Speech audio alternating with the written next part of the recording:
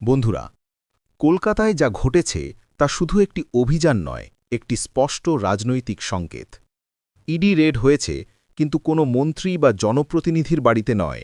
Red হয়েছে একটি vote কৌশলী সংস্থার অফিস ও সেই সংস্থার প্রধানের বাড়িতে। ঘটনাস্থল পশ্চিমবঙ্গ, সল্টলেক। সংস্থার নাম আইপ্যাক, যে সংস্থা গত কয়েক বছর ধরে তৃণমূল কংগ্রেসের ভোট কৌশল নির্ধারণে গুরুত্বপূর্ণ ভূমিকা পালন করে আসছে। ২০২১ সালের বিধানসভা নির্বাচন থেকে শুরু করে আসন্ন ২০২৬-এর প্রস্তুতি, এই পুরো সময়ে তৃণমূলের রাজনৈতিক রণকৌশলের এক বড় অংশ এই সংস্থার হাত ধরেই এগিয়েছে। আর আজ সেই আইপ্যাকের বর্তমান প্রধান প্রতীক জায়নের বাড়ি ও অফিসে ইডি ঢুকে পড়েছে। ইডি রেড হওয়া এদেশে নতুন কিছু নয়। বিরোধী রাজ্য, বিরোধী নেতা, বিরোধী পরিসর, এই তিনটে শব্দ একসঙ্গে এলেই ইডি সিবিআইয়ের নাম উঠে আসে। কিন্তু আজকের ঘটনায় যে বিষয়টা আলাদা করে নজর কেড়েছে তা হল মুখ্যমন্ত্রীর সরাসরি উপস্থিতি। পশ্চিমবঙ্গের মুখ্যমন্ত্রী নিজে পৌঁছে যান প্রতীক জায়নের বাড়িতে, তারপর আইপ্যাকের অফিসে।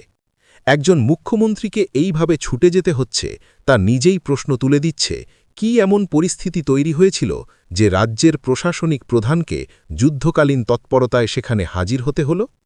মুখ্যমন্ত্রী বেরিয়ে এসে সাংবাদিকদের সামনে যে বক্তব্য রাখেন, সেটাই এই ঘটনার কেন্দ্রীয় রাজনৈতিক তাৎপর্য।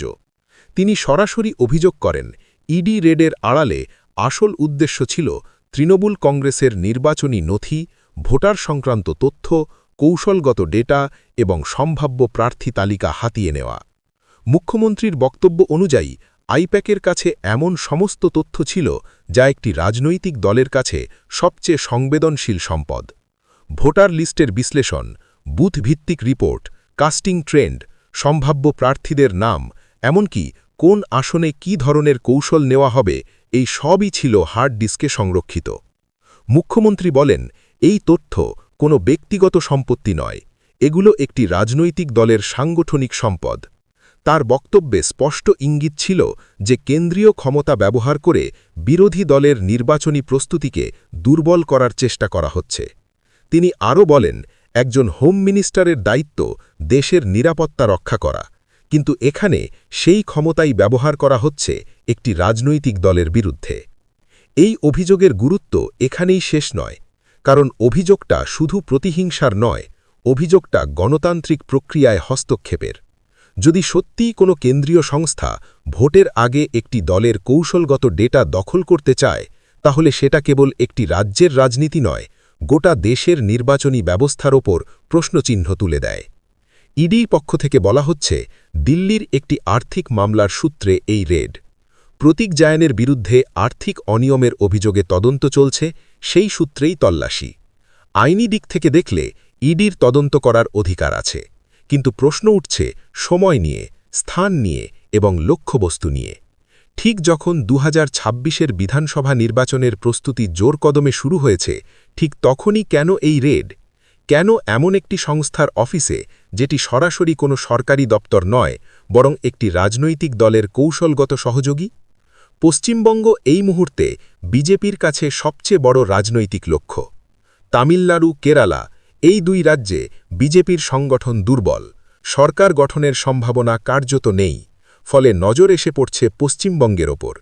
কেন্দ্রীয় নেতৃত্ব একাধিকবার প্রকাশ্যে দাবি করেছে তারা এই রাজ্যে ২/৩ আসন পাবে। অমিত শাহ নিজে এসে সেই বার্তা দিয়ে গিয়েছেন, কিন্তু মাঠের বাস্তবতা এখনও বিজেপির পক্ষে স্বস্তিদায়ক নয়।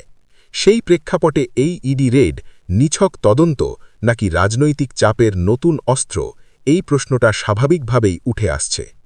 মুখ্যমন্ত্রী যে দৃশ্যটা তৈরি করলেন, সেটাও রাজনৈতিকভাবে অত্যন্ত তাৎপর্যপূর্ণ। তিনি নিজে গিয়ে ফাইল, হার্ড ডিস্ক, নথি সংগ্রহ করে নিয়ে এলেন।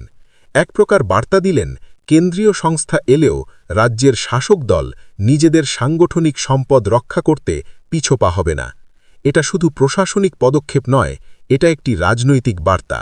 বার্তাটা বিরোধীদের উদ্দেশ্যে যেমন, তেমনি নিজের দলের কর্মী সমর্থকদের উদ্দেশ্যেও। এর আগে দেশ জুড়ে আমরা দেখেছি বিরোধী মুখ্যমন্ত্রীদের গ্রেফতার, জিজ্ঞাসাবাদ, তদন্ত। ঝাড়খণ্ডের মুখ্যমন্ত্রীকে গ্রেফতার করা হয়েছে, পরে তিনি জামিনে মুক্ত হয়ে আবার নির্বাচনে জিতে এসেছেন। দিল্লিতে, মহারাষ্ট্রে, ছত্তিশগড়ে একই চিত্র বারবার দেখা গেছে। কিন্তু একজন মুখ্যমন্ত্রী সরাসরি একটি রেড চলাকালীন সেখানে হাজির হয়ে নথি উদ্ধার করে নিয়ে আসছেন, এই দৃশ্য ভারতীয় রাজনীতিতে বিরল।